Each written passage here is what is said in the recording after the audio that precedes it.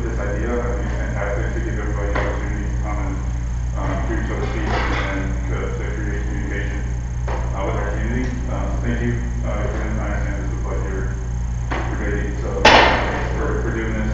In regards to the topic at hand, I don't want to food truck or a restaurant, a caveat, this is a hotel, but I try and support our local restaurants as much as I can, and we also make frequent recommendations to our guests as far as like what they, people always want to know, like, where should I eat, and so I find that for my preferences, however, like all this happens and like if things change or if there's a new sort of dichotomy of like how we're going to eat in town, I would like to see choice encouraged in everything that we do. Basically, when we have a variety of people doing a variety of styles, times, and locations of food, I feel like it makes it much easier to make that recommendation and to find a place for myself.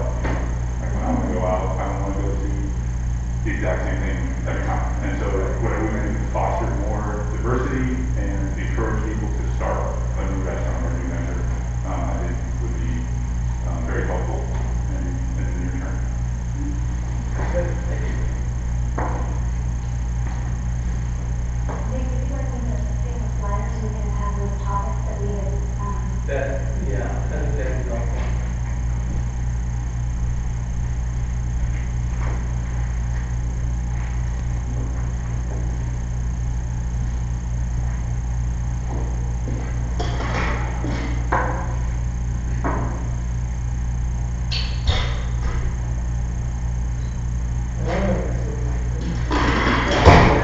Jerry Rubio, and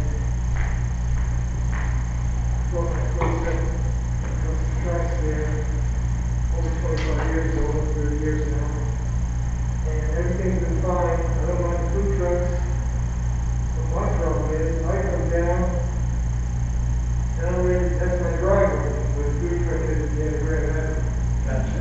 And I come around the bend, going across the tracks, and I can't get out sometimes. Then I got to start finding out who's parked where because they're on the other side of the truck and they're ordering, and I've got places to go, things to do. And the same thing with coming home. I come down Grand Avenue, all of a sudden I'm in, and I can't get the driveway. And I don't see any easy solution to this as far as parking. There's really no parking. We've got a food truck, and then we got table set next to that. There's no parking there. It's a very dangerous intersection. There's a lot of kids there. Only because you've got a yield sign coming up from Grand Avenue, a stop sign coming down from 4100, and no sign coming up from Matthews Lane. It's a crazy intersection. I always talk to people about it. Do you believe this? And so there's no place to park. Most of the people that are going to the food trucks are driving there. There's not too many people, I mean, I'm sure there are some, but there's not too many people walking down Grand Avenue. My thought is, the town has a piece of property next to Burns where the old sewer treatment plant was. Across from the library, that's a big open library. There's all kinds of parking. You can have all kinds of trucks in there. It seems to be a very easy place to get in and out of. There's great visibility. This is what I would think would be ideal. If you're going to be walking from town down Grand Avenue, you can walk down 2 blocks that way. If you're walking, but most people, like I said, are driving. And you got numerous trucks in. Yeah. I think that was it. I appreciate that. And that's what we were hoping to get the discussion going about too, is possible different locations for the food truck. Whether they be over there or someplace even on Main Street or Grand Avenue. So thank you for that. My name is Lauren Oliver, I'm the owner of Bird Harvest. And one thing I just wanted to ask is,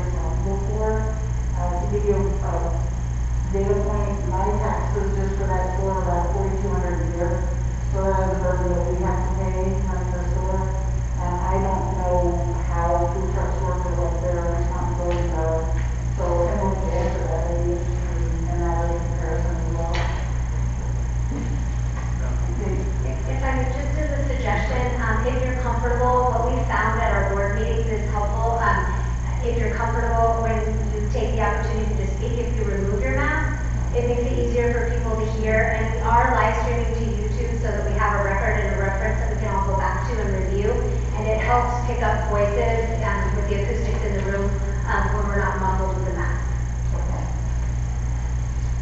We get some. about that. We, Well, I don't, You're really dangerous when you're talking. I understand, if you're comfortable, it's not a yes.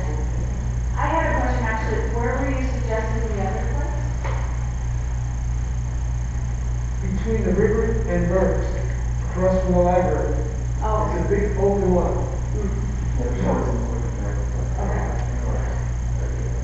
Now, I really have a problem with getting in and out of my driveway. This is a real problem. There's subconsciously, there's anxiety every time I go down, whether it's conscious or not. It's like, oh, now I can't get out. Now what am I gonna do? When I'm coming down Grand Avenue and I'm locked in, what do? There's traffic all over the place, there's people behind me, cars turning, and I can't go where I wanna go. Now I'm parked outside and start asking people, is this your car? Is that, so that's really not right. And I complained to the town numerous times, and they promised me no parking signs, but I don't see how no parking sign is gonna work over there, because there's no place to put them. People are driving in there, and they say, I'm going to get something to eat, I'll just park right over here. I'm just gonna be a minute. And in the meantime, I'm going in or coming out, and I've got a problem every time. I mean, imagine your driving being like that. I don't know if you can get in or out. And then people go, oh, chill, man, chill. It's like, I gotta get on the driveway, I gotta get down, what are you doing, chill? It's like, you know, take your life someplace else. I have to have that open. It's really a big issue for me, because I've been dealing with this for years, and it's getting worse.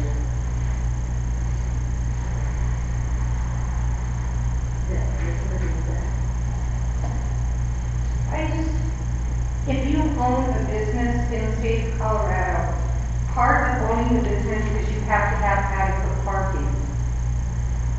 Why should it be any different for a food truck if they don't have the adequate parking that the businesses are demanded to have?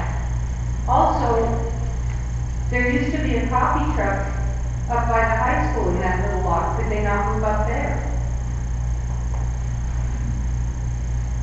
The one where right by the high school, catty corner where it says welcome to Paonia. And we used to have the coffee truck up there. There's plenty of parking there. It's not impeding traffic.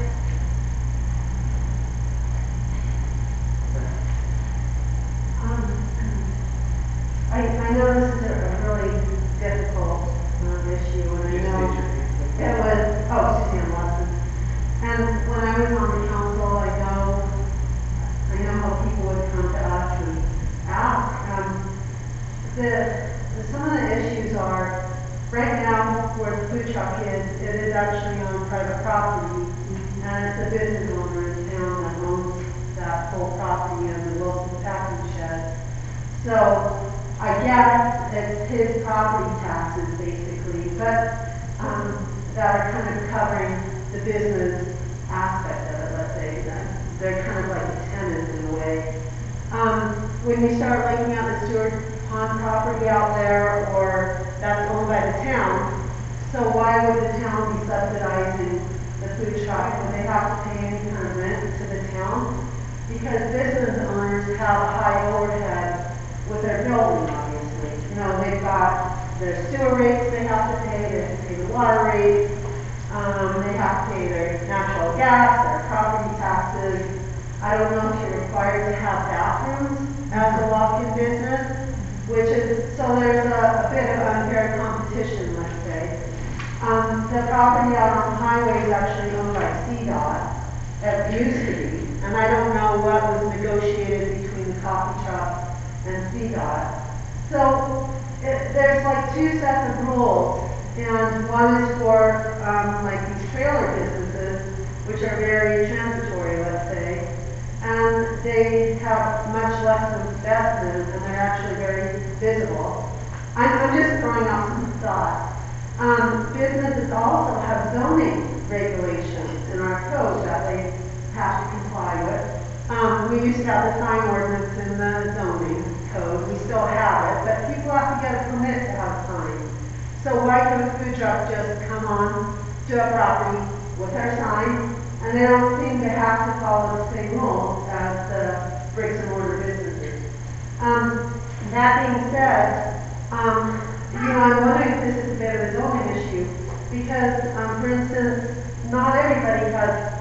not all business owners in this town, I mean, what if Dog Market decides to open up their parking lot with food trucks, but why limit it to food trucks? Why not have mobile clothing businesses come in? I mean, you could have any sort of business, it's actually quite a trend in this country right now.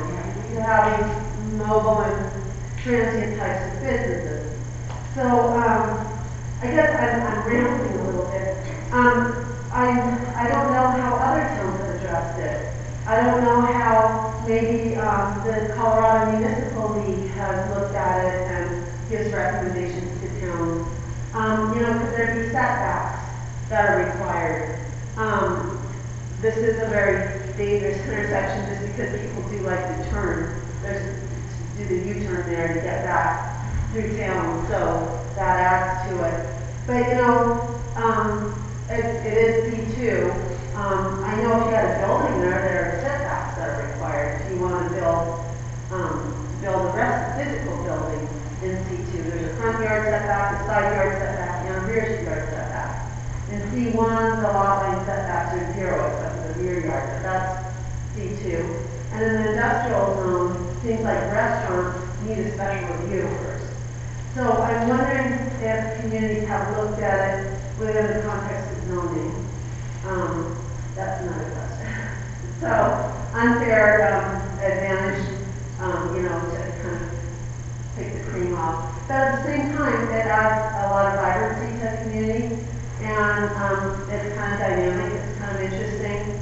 But we do need to support the bricks and mortar, because if there were no stores here in downtown and everything was vacant, what kind of a town would that be?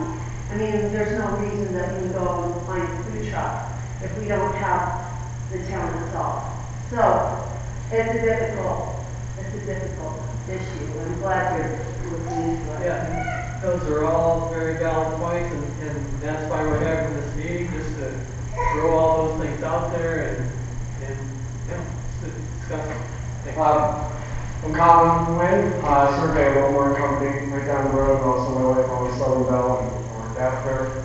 I just want to speak to a couple issues that some folks talk about. I know the taxation issue that you bring up and kind of was spoken to. Food trucks are required to pay, county taxes and stuff like that. Sales tax, everything along those lines. It seems like the main difference is property tax. That would be the one that isn't being paid. And part of that reason is the acquiring of equity in the place.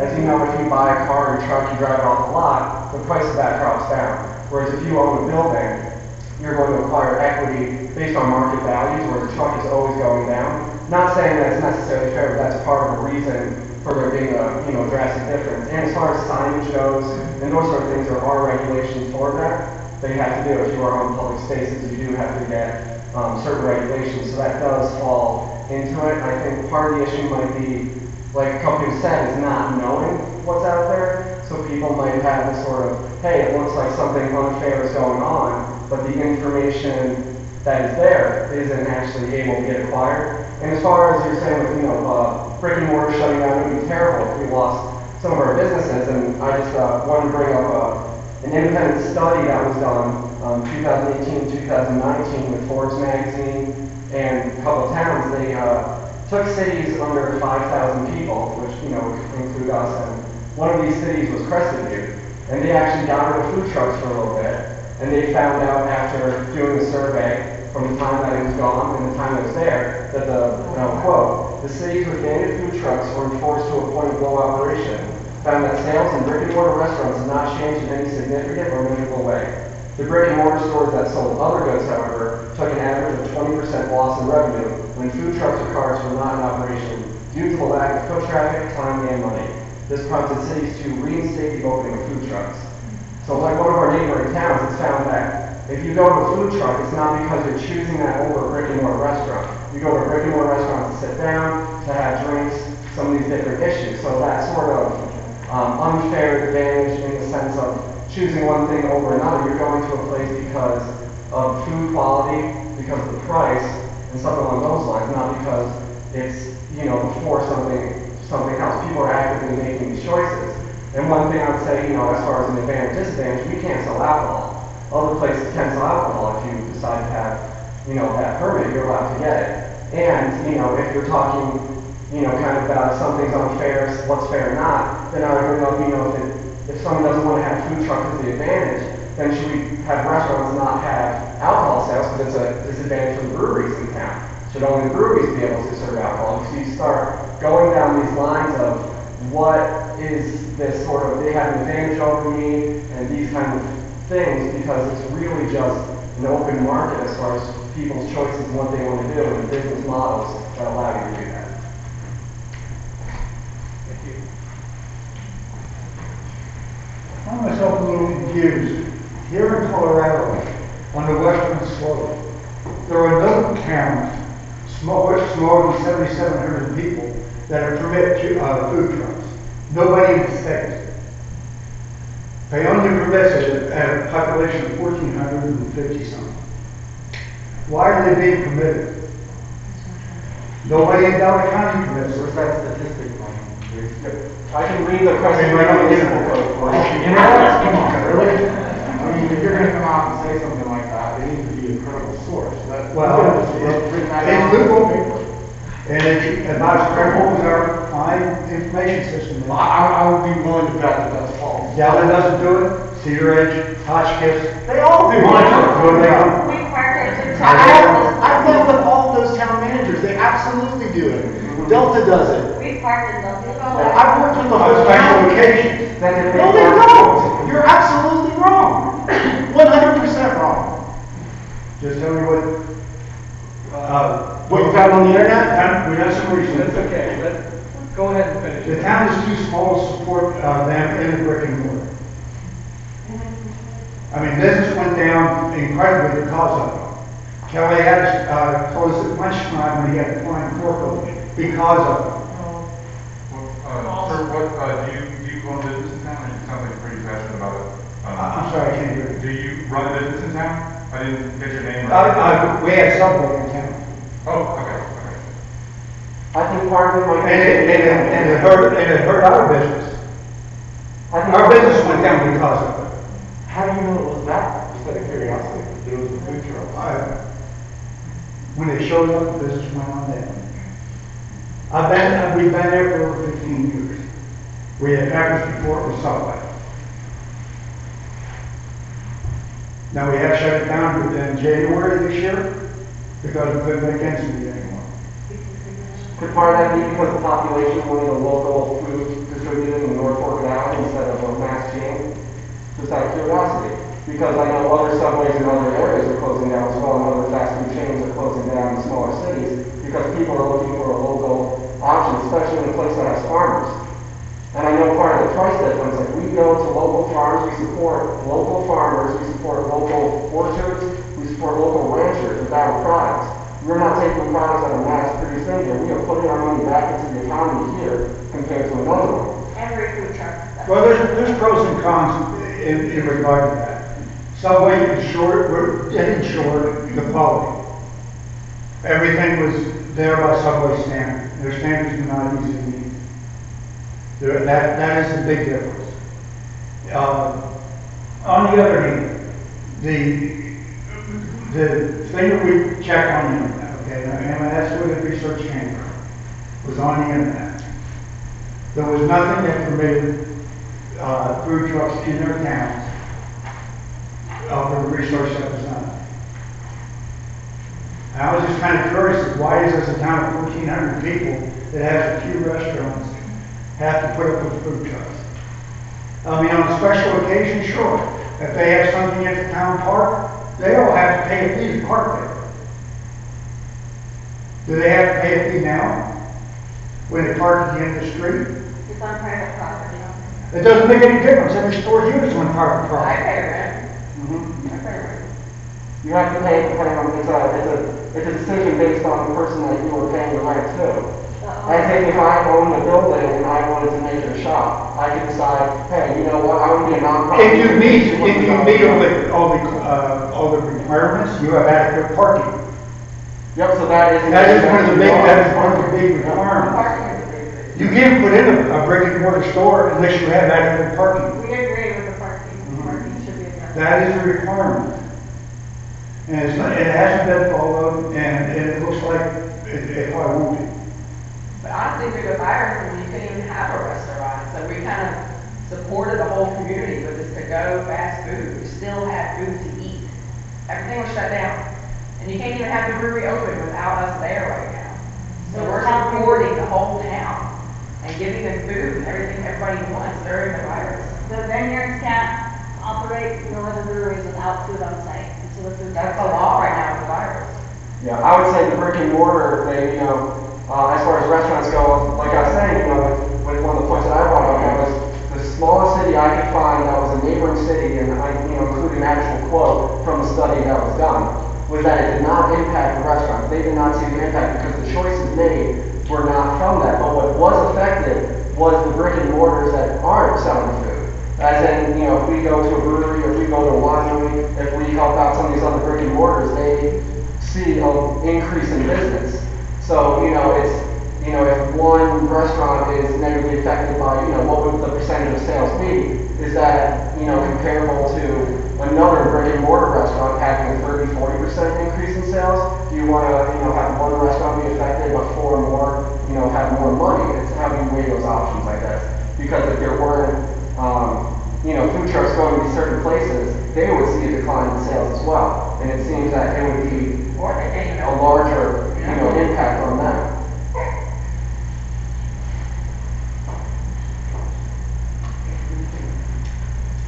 Lindsay. Hi, I'm Lindsay Cusick. I'm here representing Top of the List and Toledo. So we kind of have that perspective of both the brick and mortar and the food truck. And we can certainly see all the issues and concerns. I guess, one thing that I would like to share is that I believe Ed was the first food truck in town 8 years ago, and it was because the private landowner asked him to come be there because he thought it would enhance the town. And as we all, as people have spoken to, food truck culture is certainly a thing. There's been several articles written about it lately. Anecdotally, I believe it does bring people to town. I'm sure brings people to town from all the neighboring communities. And also, anecdotally, with the study you cited, I think they find at Top of Bliss is that, oftentimes there's a considerable wait time, and they find that people go into local businesses. They certainly go to Ollie's and get ice cream, they go into local shops, so I think it does support other brick and mortar businesses. But we certainly, the parking, that drives him crazy, I will tell you that, and they have a hard time manning the driveway, but I can tell you people shouldn't be parking there. When they see it, they try to stop people. As far as adequate parking, at Nido, we find sometimes we don't have adequate parking on the street. I think the town as a whole has maybe a parking issue, and oftentimes business owners are parking right in front of their businesses, and then their customers don't have where to park, things like that. So, we certainly support, there was something on there about one-way, we support that, we certainly support traffic regulations. We would be opposed to having all the trucks moved to one place, again, because we are on private property, we've been there for so long, as far as the taco truck. And then, competition is competition, every time, it is a small town, and there are limited resources. So there is an idea of healthy choice, and we all want that, and I think there's a variety of that here in Kenya. But every time a new business opens as a brick and mortar or a food truck, you're kind of like, oh, ouch, But then it's also like, well, that's how it is, right? We live in democratic capitalist society, so. But yes, we would certainly support even an idea of limited permits. We certainly support traffic, and because that certainly is an issue, and we shouldn't have to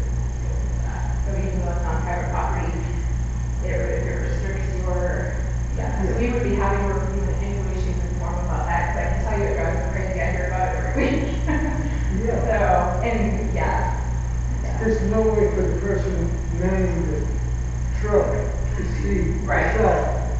Yeah. It's Well, not when they like, do, oh, they don't tell park people. there. No, you can't, they're blind, they're just looking straight down Grand Avenue. Yeah. Yeah. That's the problem. Thank you very much. Al? I've got a statement that I'll leave with you, and it includes 2 spreadsheets, so surprise,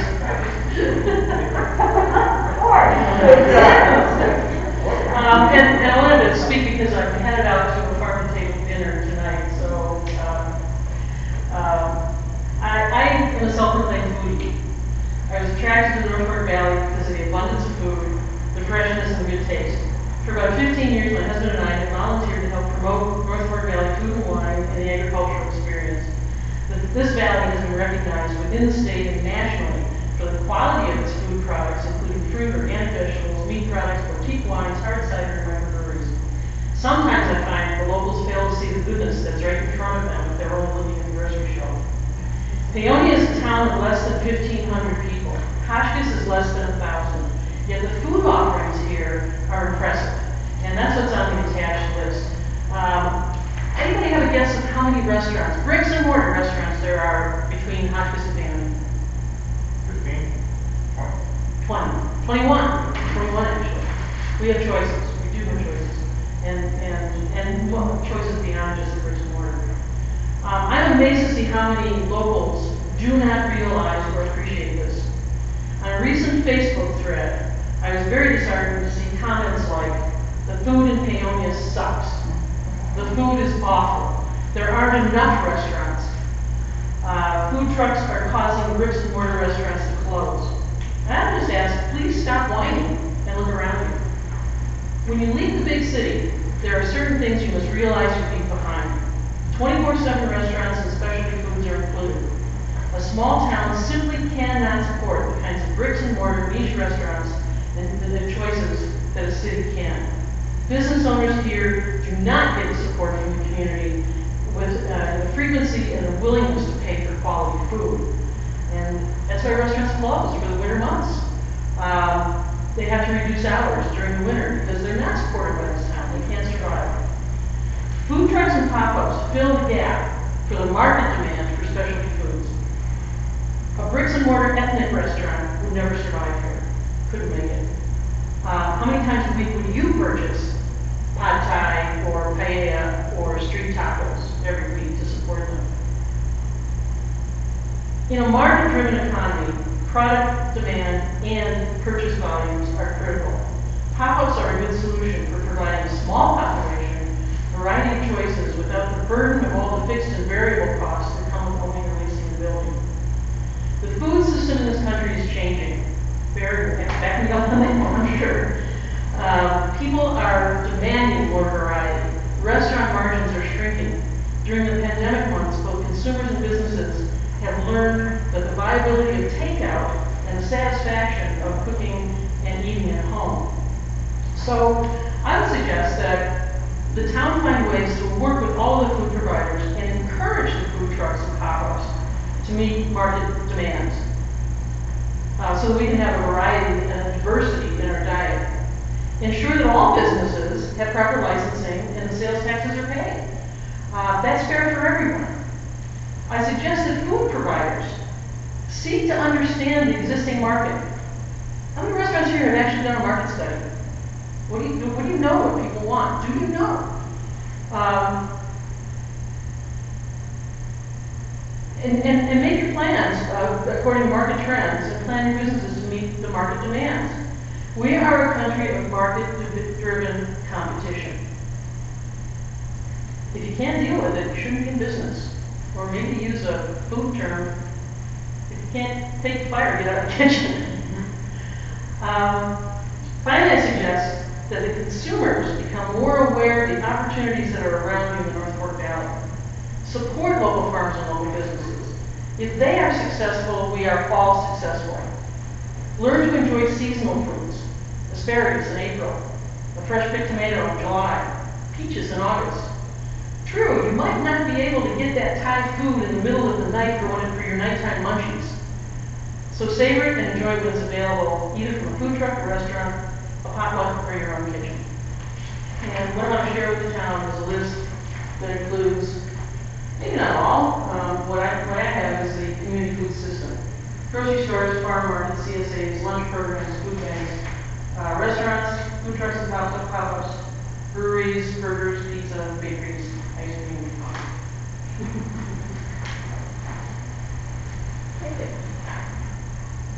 Great, thank you very much. Dylan, can you share that online somewhere?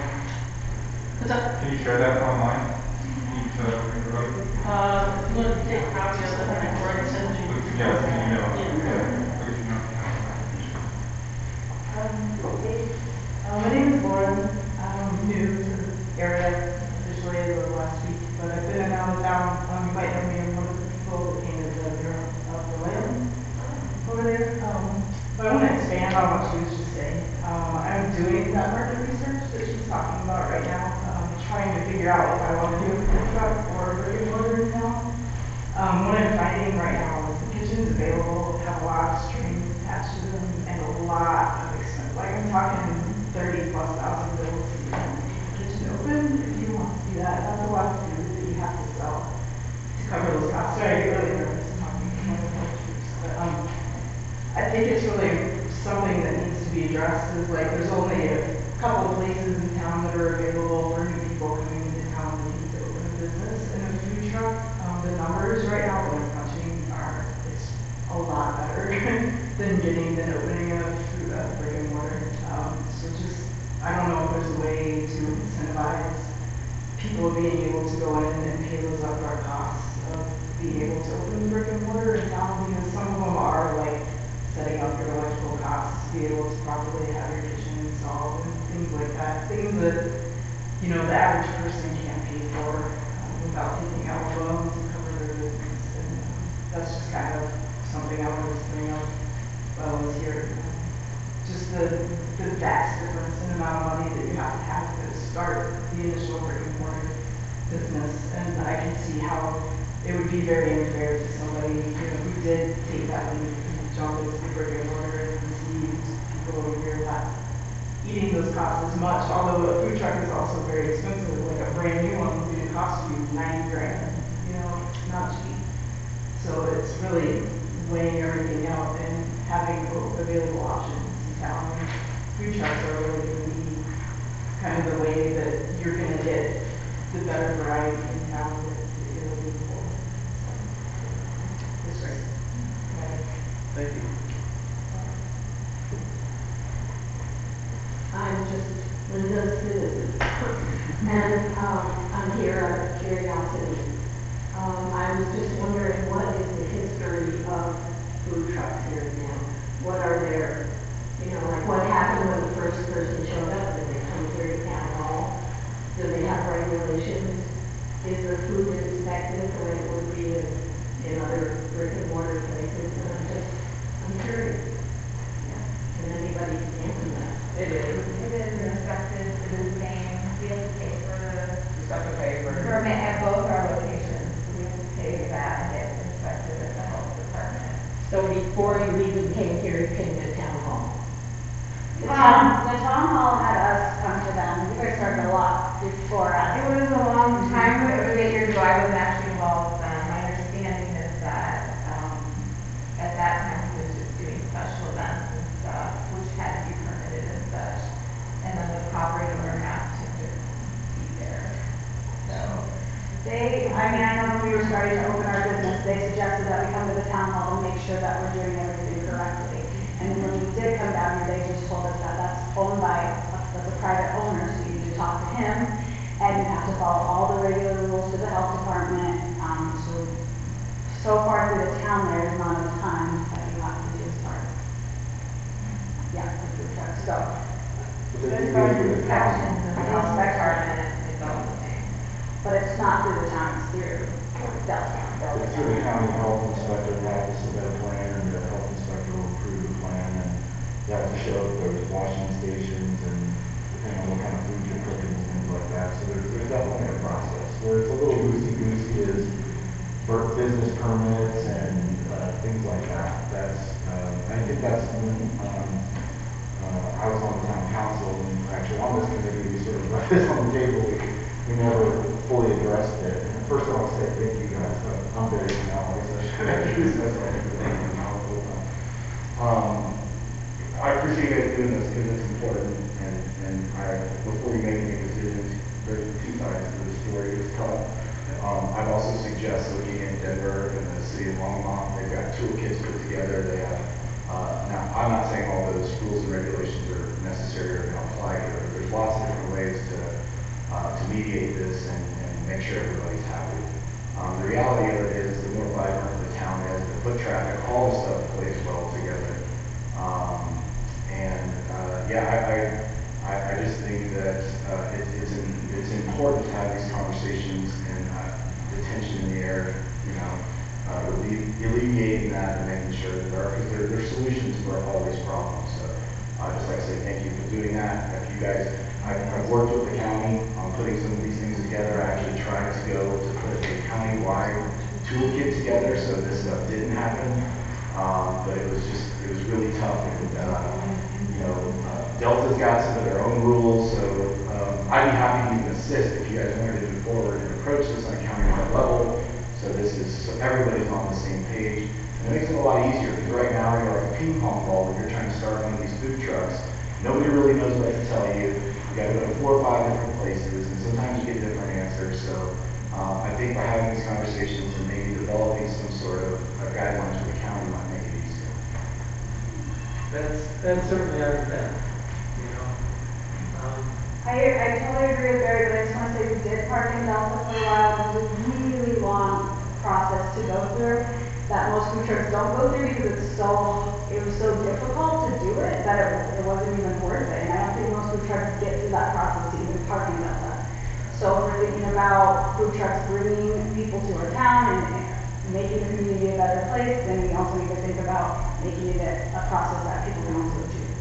Because it was very difficult. I know I worked with Barry as well in that process, and he helped us through it, but it was very difficult.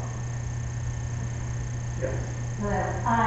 I also want to thank you very much for having me to this meeting because it had in a little bit of time that I have. I don't know what time it is. I have to go open up brick and mortar right now.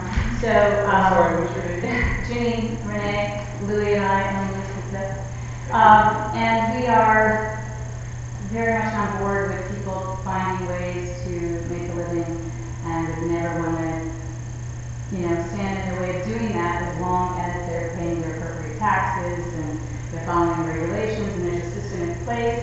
And once they are open, which is one of the issues that I've had with people not abiding by the safety with the current pandemic going on. And that is an enormous issue for me because it affects the entire community. And not wearing masks and things when you're handling food and talking to people is not okay with me. So,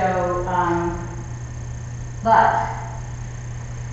we really do enjoy having the food trucks here, and feel that it's part of the community. We don't feel threatened by it because we feel that if people like our product, they're going to come buy our product. And we have a lot of really faithful customers, and we've established, I feel, a good reputation over the years. So even with the pandemic going on, we're doing okay. So there's that, and I just want to put that input in that we don't have antagonism towards them, and we, as long as it's fair, And the other thing that was on here is I have to run with. We'd really rather not see Grand Avenue become a one-way, and I don't know what else is going on. It would tonight, and I can't stay, and I'm really sorry for that, but I'm really encouraged by what I hear you guys all talking about, so thank you very much. Can I ask you one Yes. question about the one-way? Yeah. Why would you not? It just seems really strange and cumbersome and ridiculous to me. I don't know, it's just like, it seems ridiculous. I mean, it's our main street, we're a small town. It seems, I don't know, I come from a very rural background, and I'm like, it doesn't make sense to me. So, and I can't stay through the discussion on that, but if anybody wants to fill me in, I suppose it's possible that I would change my mind. But I know that Lou feels the same way about not having to be one way. So, that's it, and I'm sorry, but I have to go I think one issue that might kind of be overlooked throughout this whole thing is kind of this idea of pointing fingers at a situation, which, when you really break it down, is, you know, fighting over hundreds of dollars in a day. And I think a larger issue would be, you know, these places that are doing better off, that have smaller towns that were similar, you know, to Paonia in one respect, used to be a coal mining town, or used to have these certain issues that needed to change. They brought in tourists, and especially from an environmental and outdoor recreation standpoint. And even, you know, as far as planning, when I'm a surveyor in town, and I work with a lot of this, one thing that our town does not do is set aside places for open space and other issues like that. And people don't come here for a certain reason. And if you look at other towns, a great example is Marble. That place, at one point, and not too long ago, within 15, 20 years ago, had 30% of the population left. The post office was going to move out. If you go there now, it's not easy to get to. It's harder to get to than Paonia in most respects. The restaurant there, they have another food truck there, along with the other restaurant, Slow Brewing, that has their own food truck. They consistently have a long wait. They are consistently making enough money to close for the winter, and that place is filled with people. And it's not that they're a bigger town. It's not that they have a larger tax revenue. It's nothing like that. They have put in the infrastructure. They have put in the amount of time and effort to expand and to change their view on what is it that makes this town special, what is it that will draw people to this town. And if you are a brick and mortar restaurant or any food truck at some point, and if you are relying on feeding just the town through your revenue, this county is the poorest county in Colorado, has the lowest wages. People cannot afford a $16 plate of food every day for lunch. Tourists can, but we can't. So those prices, if you want it to reflect the people that you're serving your community, they have to be cheaper. Or you have to bring in people from outside. So if you're not making the same overhead, if you have to, you know, make more, I have to raise my, you know, I have to raise my prices to keep up with the overhead, you're not going to be serving your community. You are raising your prices to serve people who are coming in, but we are not working as strongly as we can towards that. And I think that is a broader issue. If you know, stop food trucks from being in, you know, a profit of $500 then gets spread out between 3 restaurants, each restaurant gets $150, is that going to make or break your restaurant? If it is, then that's an issue that needs to get talked about way more than the issue of this, are food trucks allowed or are they right?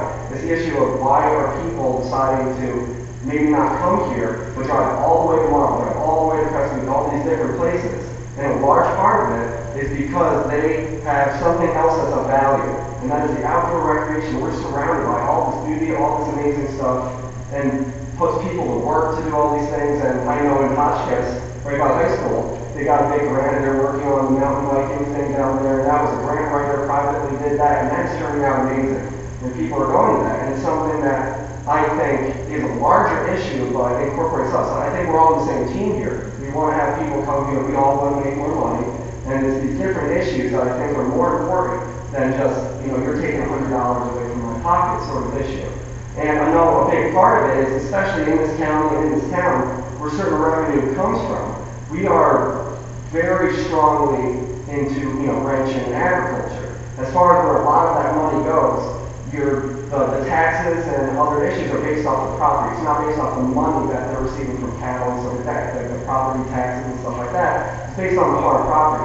So a lot of the money that is going on there gets shipped out pretty quickly. It doesn't come back in, whereas small towns like Crestview, but these other kind of small towns that are internal like that have more income that's staying within the town so that they can provide certain things, like someone saying, like easier to get into a brick and mortar, maybe more incentives, maybe more stuff like this because the revenue is there. And that doesn't mean increasing taxes, it doesn't mean these different things. It means that it's putting an effort into something, I believe, that would draw people in and, you know, be a win-win for all sides.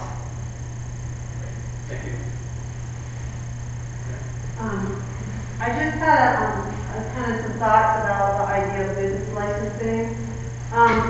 So if you do business licensing and all businesses have a license, that's just another expense that a brick and mortar store would have to submit to. So I'm not quite sure how helpful that idea is and what the point of that is.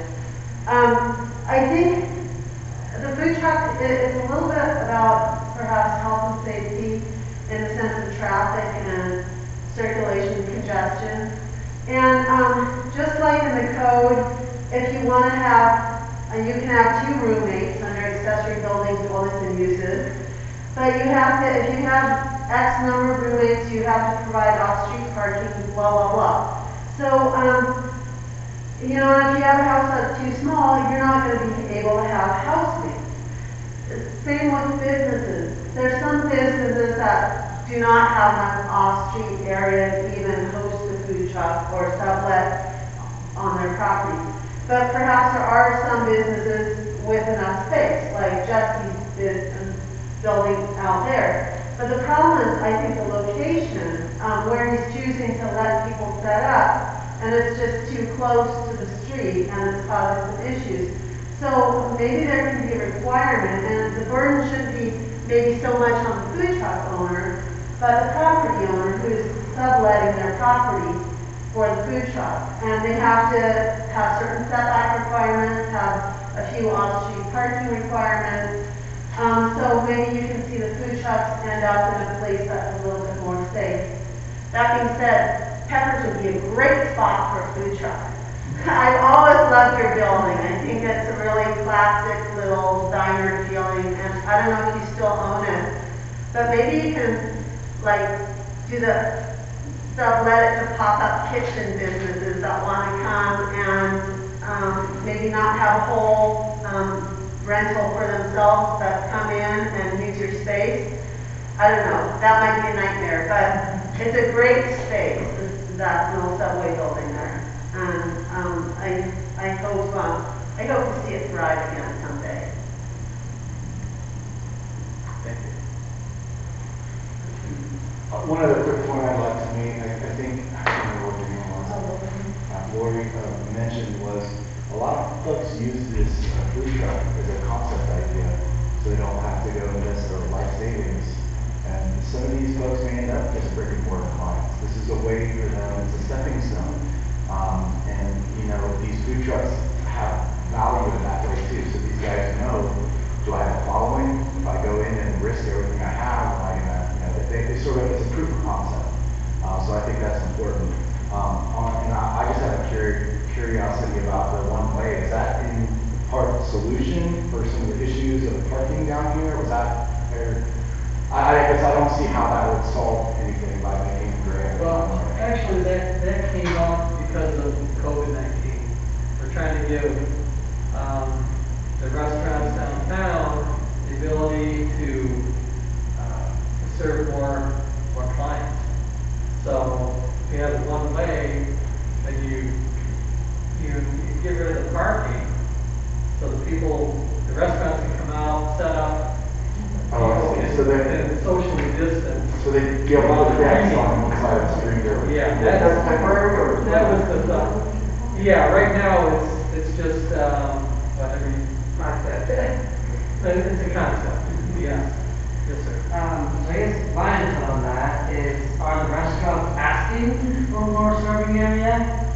Because like, I'm in a living farm, and I'm fine. I got lots of space, I know I'm blessed, and I have a huge yard.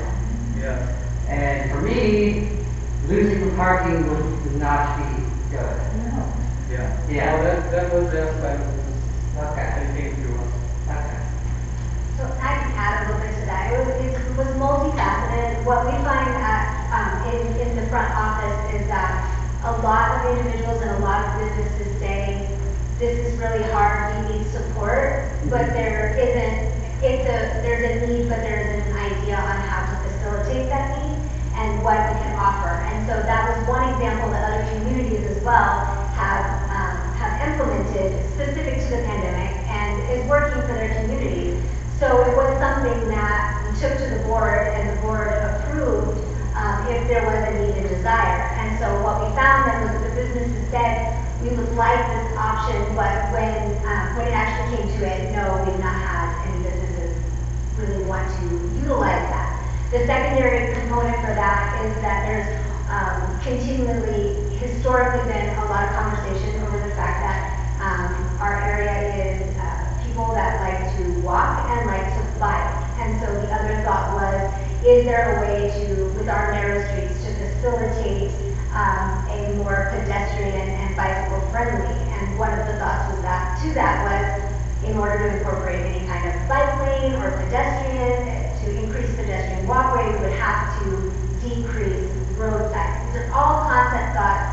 just when, I tell everyone, my example is, we think about the street, think about pedestrian walks, we go from as far as, well, we could take the streets down and go back to dirt, or we could pave them in mold, and let's talk about everything in the middle and see what's best for the majority of people involved in the community overall. So, part of that is one of the grants that we applied through CDOT, which is specific to the pandemic, is to try to increase the use of commercial space, including roads and sidewalks and things like that, for business use, and to look at different models, stretching the business space outside so that people have more space to move around, practice social distancing, and feel a little bit more secure, specifically to what's going on right now with the pandemic.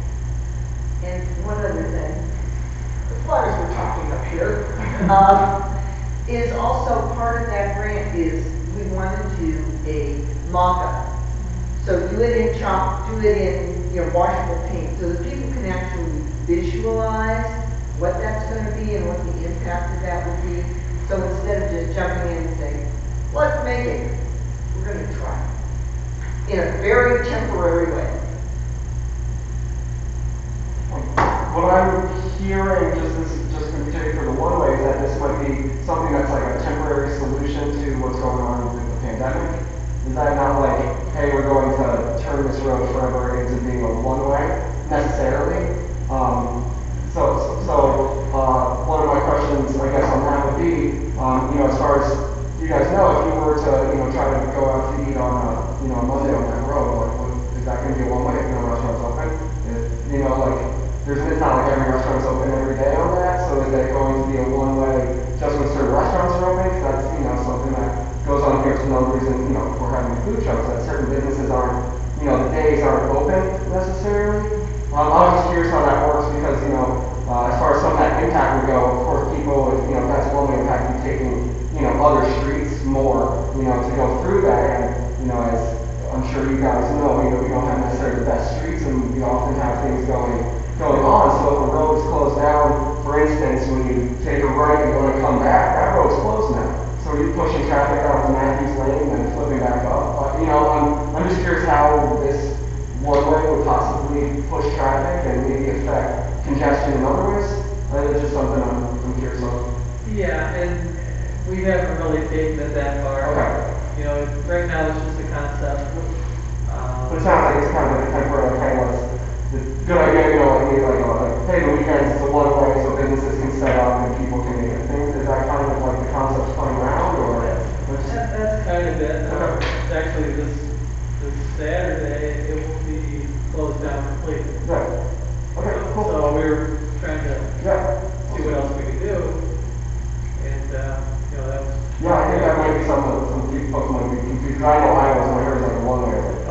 Changing one-way for good, it doesn't seem like, but it makes a lot more sense when it's like, hey, during this time, people need out more and not being closed, and I think it makes sense on for the special occasions, that makes more sense. As of right now, clear up a little bit in that sense, yeah. There is no plan. Okay, cool. To make it one way. Awesome. Yeah, I know it's up in the air, I was just curious what your thoughts were on it. Thank you. Regarding one-way streets, I don't know if anybody has traveled to Crescent View recently. I was there about 2 weeks ago to go on a hike, and in passing through town, they've done this. They shut down Elk, turned it into a one-way that it's their main shopping district, and what they've done is put basically picnic tables where we have parking. They have very select spaces have parking. And the rest of if there's a restaurant there, they have use of that parking area to set up outdoor seating dispersed and outdoors so that they can start to serve people. Everybody is a little bit cautious, I think, about eating indoors and, seeing where they have booths, every other booth is open or they have tables more spread out and they stack the rest of their chairs up. But this allows restaurants to serve people in a more, basically, add outdoor seating to places they don't have it. And Living Farm is an exception, where you guys have a great patio on a lawn where you can, spread out as much as you want, but not everybody has that. So for the places that don't, I think it might be a great option temporarily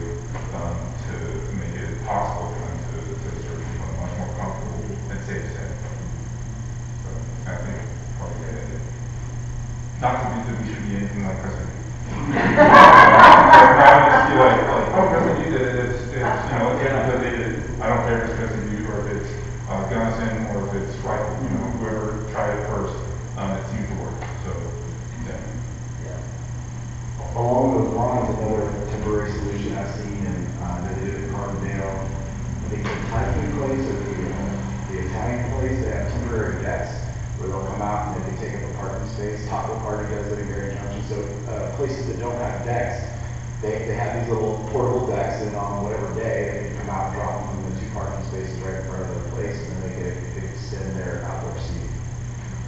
And I know this came up when we, some of this, the danger of what's happening and the crowds getting so big at some of the down here at the end of the street and the food trucks.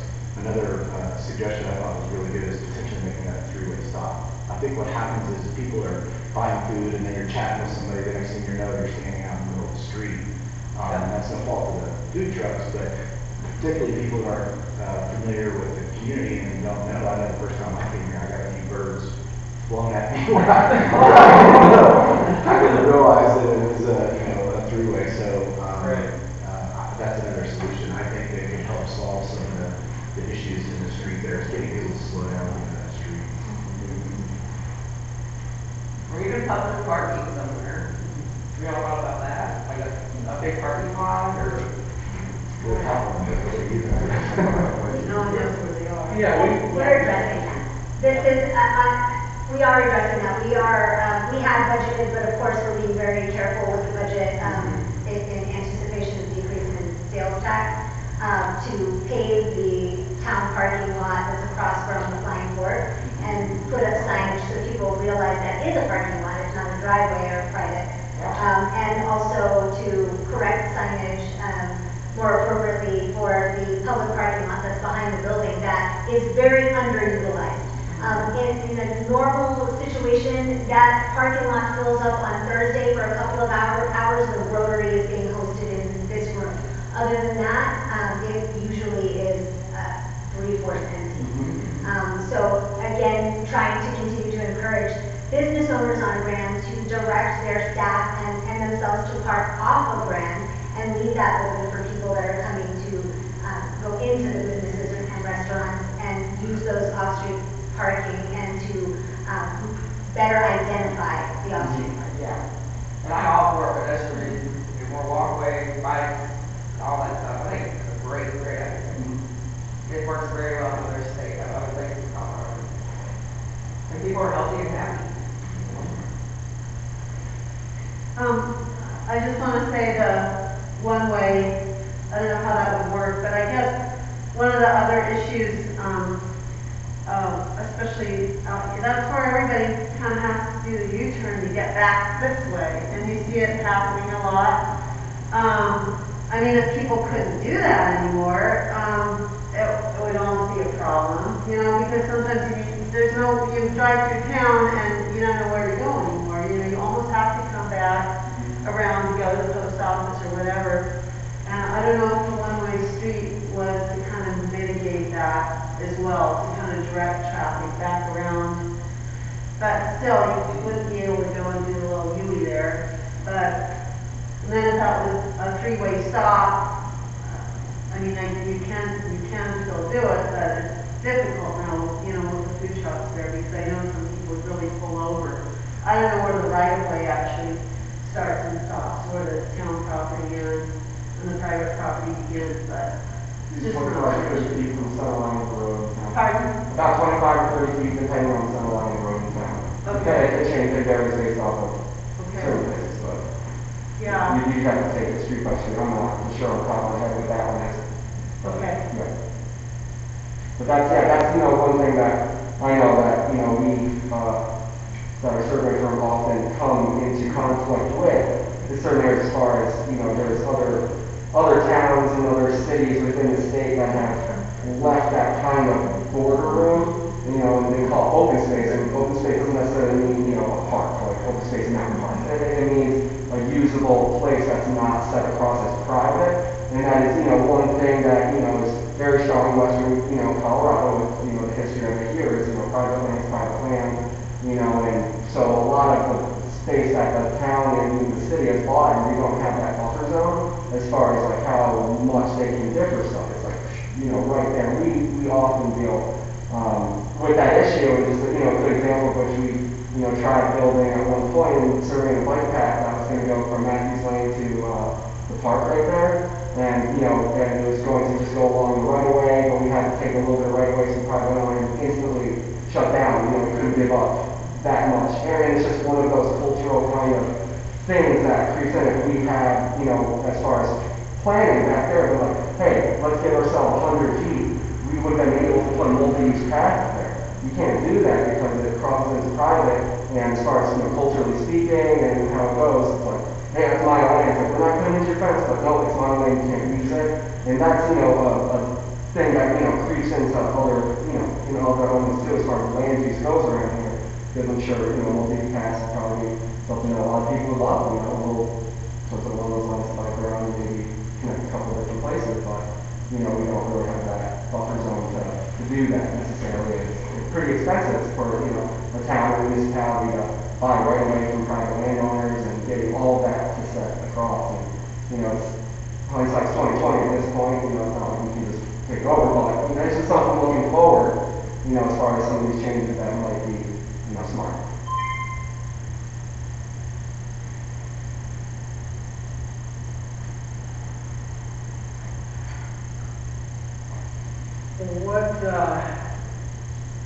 What are you expecting out of us, out of the town?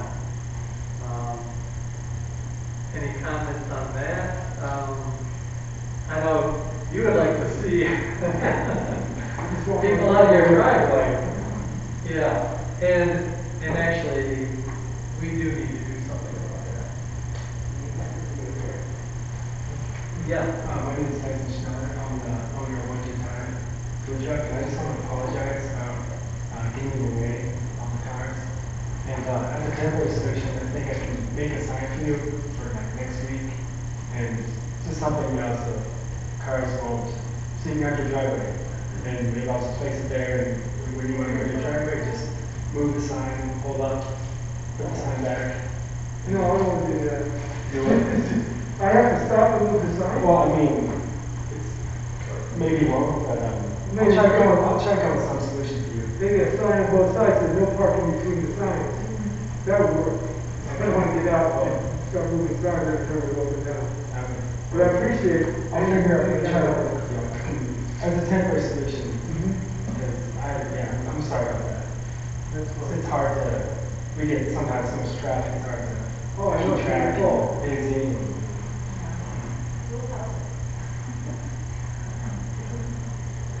Something the town could do to address that in a more immediate way would be to spread, I'm pretty sure it's all gravel, so it would fade over time, but even just like a keep clear marker, like a white box with an X in it, would let people know, you know, where you go. Maybe I don't know what the traffic is, but you know, there's a direct road there. But yeah, something that needs to mark that. Like this guy's drive would be very helpful. Yeah, private driveway. Yeah, some kind of an indicator on the ground rather than. Yeah, and I think that is the big problem. No one really realizes that that's a driveway. Yeah. But it is, so. Is it a street or a driveway? It is a continuation of the street, So we can and pave there it. is a private drive, we could.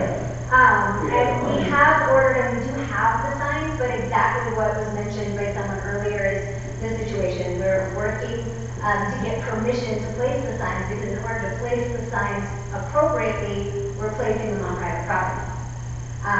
So that's where we're at with that right now. But yes, that's the street. I know where property cards are. And yes, it's a street, and then his drive, his private drive connects off of the street. Well, that's town property right there, going Yes, to it the is. tracks. Yes. So, If they made it look like a street and paved it, then they're looking at each other. Yeah, for work. well, you can't take the potholes there, so I can do That's a different let's talk here. I think when you're asking, you know, like, what do we want from the town and that sort of thing, I think that, you know, the general consensus might be just a lack of understanding and information, possibly. You know, even some concerns on both sides of the aisle. A lot of it might be stuff, you know, like, hey, we didn't know that there were these kind of taxes in place, these kind of regulations in place with food trucks. Or we didn't know that you couldn't park there. We didn't know these sort of things. So I think maybe, you know, moving forward and either compiling something that if, you know, someone has these sort of issues or questions, that come up, whether it be, food truck related, brick and mortar related, parking related, whatever it may be, to have some sort of avenue to easily access, this information, or, not necessarily where's private, where's not, GIS is it, but, just kind of moving forward, it seems like a lot of stuff can get cleared up, as you're doing now, which is great while you guys have this meeting, it's just the conversation of, oh, didn't know that, and kind of clear some stuff up, so, yeah. Yes, and there is an online, a suggestion that was sent in, online from someone that lives inside our community was, that their suggestion was that if the town was going to look at regulations, that the regulations as far as locations should be located, or should be the responsibility more of the property owner, because the property owner is the one that's responsible to make sure that their property is meeting regulations, not the tenant. So their suggestion actually was that if the town looked at any kind of permitting, that it should be a permit that the property owner got to allow food trucks to utilize their location. So that was a suggestion also that came in on that. In fact, that was one of my questions I was going to have clarification is, does it have to be a commercial C1 or C2 commercial private property where a food truck can reside? I mean, would there be, it's like, you can't really put a food truck in a residential area, I wouldn't think. So it's just these commercial lots available, and that's what our viable spots for food trucks, so that then those commercial owners would have to get the permits. The ordinances were drafted at a time where food trucks weren't, it wasn't a thing, this wasn't happening, and so the ordinances don't directly address a food truck type of business. But they would not, right now they're being permitted in zones where restaurants where food service is permitted. So that's why I know they couldn't be a pop-up even in a private drive in a residential, because food service isn't a permitted use in a residential zone. Yeah, that would change the city to city, because, some people have, I'm sure you like a food truck driving around, kind of thing, which is technically doing that, so I know that, like, as you said, it just wasn't written in, and every town is something completely different, like, you go into, Boulder and Denver area, and they have certain zones that are colored. If you have a food truck there, you choose where am I going to go today, and you pull up the map, and it's like, ding, ding, ding, you can choose where you're allowed, and, it changes to every place is different, same thing across the they have certain regulations which you can look up, and, it changes city by city for that, and like you said, as far as because right now, there isn't, like you said, it wasn't written in, so kind of, we're playing catch up in that sense. And it's typically not an issue because the food trucks need food traffic and they drive food traffic, so leaving somebody's hidden in somebody's residential area, nobody's gonna know where it's at. So typically, I think a lot of reasons why it's never addressed is never an issue. It's land use, it's the land use planning issue. And I don't know if the comprehensive plan that's being worked on is addressing this flood component, but, maybe it's another use that's specifically addressed in the land use planning. The only other, just as an aside, is before planning and zoning and land use was in vogue, but back in the 1930s, in the old town ordinances, there was an ordinance about itinerant merchants, non-brick and mortar merchants, and there was like a $35 fee that they had to pay to the town to set up, which was like huge back then. But I think it probably had to do with the state of the economy at that time. When you think about it, the depression, people couldn't afford the businesses. So perhaps, that's how the food trucks kind of started. It kind of started really after the last crash. It seems like they rise to this niche.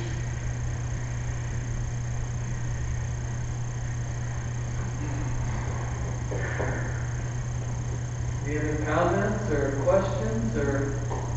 Well, is there any reason why it's the town property out there next to Berks to the river there, where it's just, there's some pipes there now and they just come and go? Is there any reason that trucks couldn't go in there? I mean, it seems like a great place to live. I mean, I just don't understand. It's close to town, you can walk there, there's no issue, it's a big open space, there's an acre or two of land there that's just flat. Well, it's town property, but no trucks are on private property, but I just don't understand. Yeah. We are considering other locations.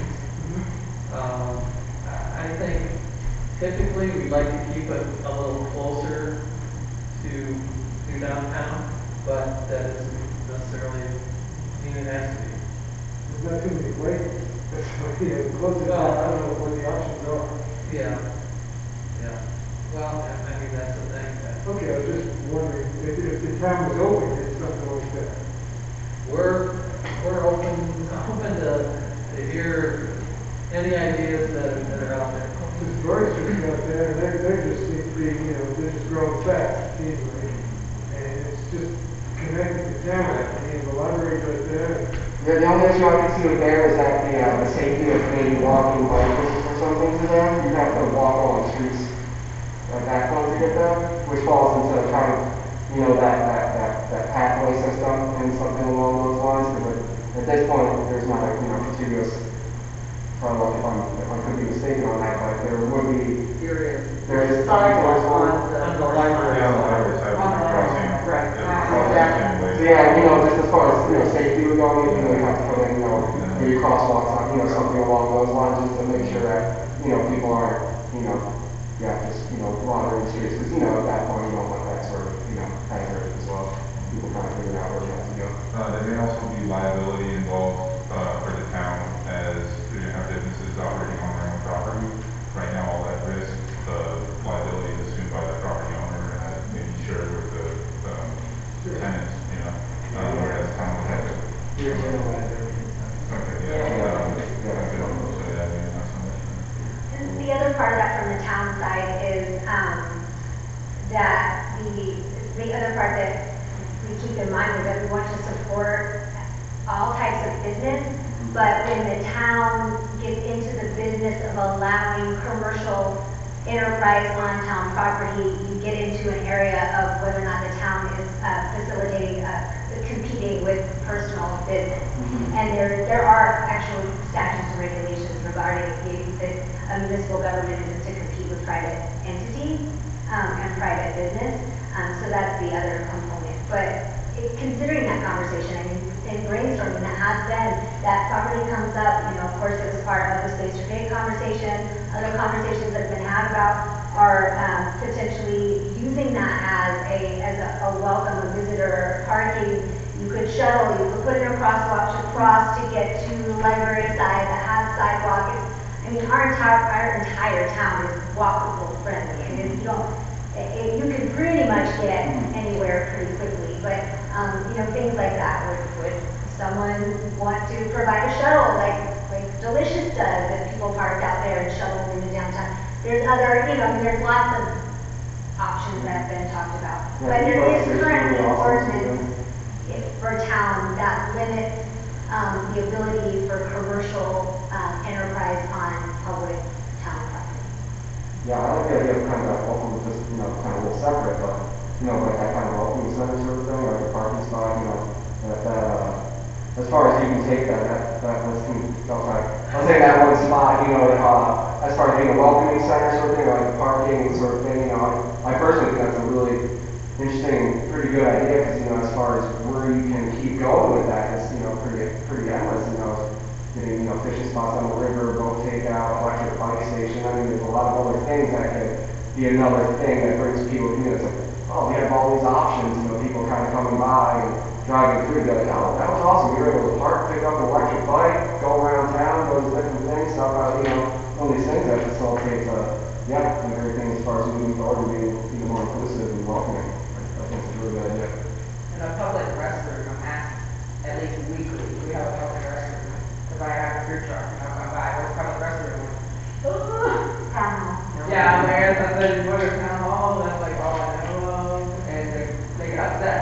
They're like, you have parks on that one? I agree, that's of course. But that's something else.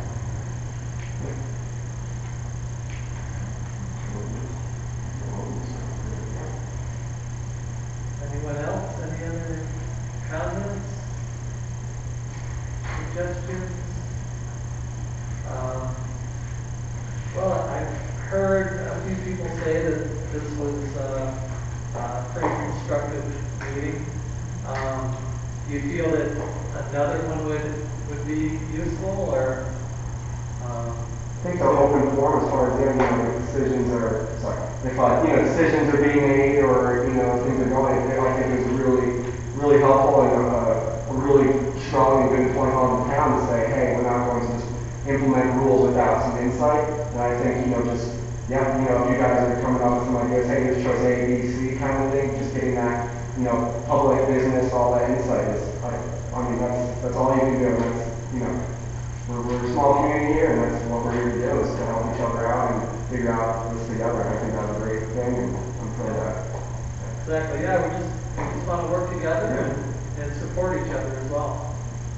So, Yes, I just need for me to wrap things up, that I would think there just needs to be a little more published and firm guidance on what is required to have a food truck regarding parking and access, and, you know, if it's sidewalks, if it's the landlord who might be responsible or levying a permit, you know, for something like that.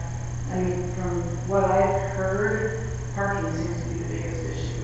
You know, that if you are driving food trucks, where are you supposed to park and how does that impact some of the surrounding neighbors? So that's what I've personally heard the most. And again, just maybe what, you know, who knows what you would consider fairness as far as if you do require a permit to have a food truck, who would be responsible to purchase that permit, how much would that permit be, what would that actually incur, you know, for the food truck. But, so I certainly don't have any answers, but that's kind of what I'm taking away from this, is that seems to be where the concerns are, at least for the few spaces around. I mean, even when I went to high school, if people were going to park there, that's not private land. You know, wherever they land, there are going to be parking issues and public access and safety issues for pedestrians. So that's just kind of what I've heard. very good, thank you.